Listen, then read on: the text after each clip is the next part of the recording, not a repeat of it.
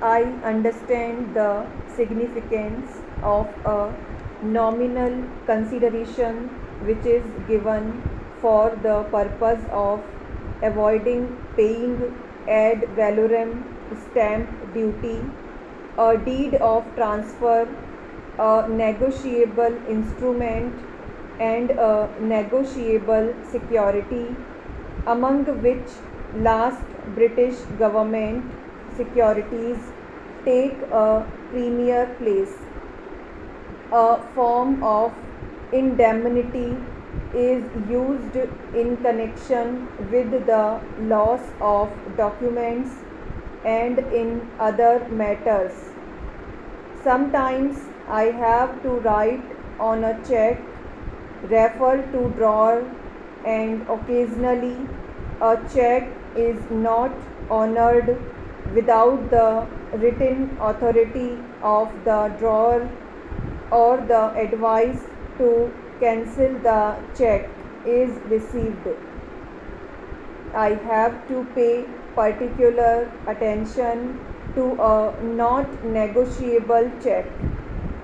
Without the clearing house, the London clearing bankers would be unable to cope with the huge number of checks which pass daily through their banks, the daily average being about the amount of labor, both physical and mental, represented by this vast sum is indeed wonderful. There are 4 clearings each day: metropolitan town, country town, at each of which the respective checks are cleared. The busiest days are the 4th of the month, when so many bills are payable, and the stock exchange settlement days. Para change. He will have to pay special attention to the sinking fund, an amount which is annually set aside out of revenue and invested with the interest accruing to provide at a future date for the redemption of a loan or a series of debentures, or for recouping the gradual shrinkage in value by exhausting the known profit bearing resources of a mine or similar undertaking.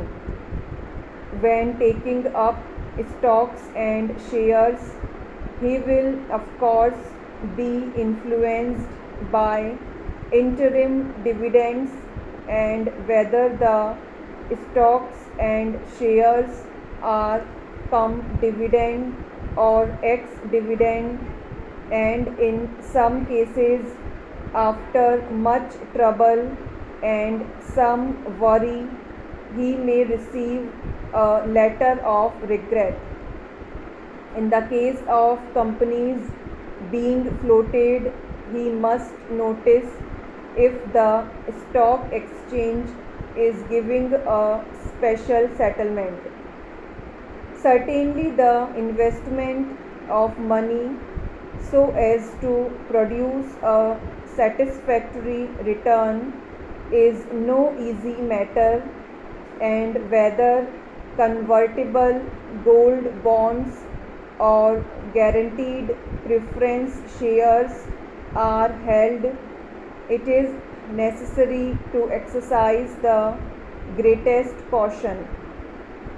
Even the most astute investor may be deceived at times by prospectuses, and balance sheets may fail to reveal the true state of affairs of a company.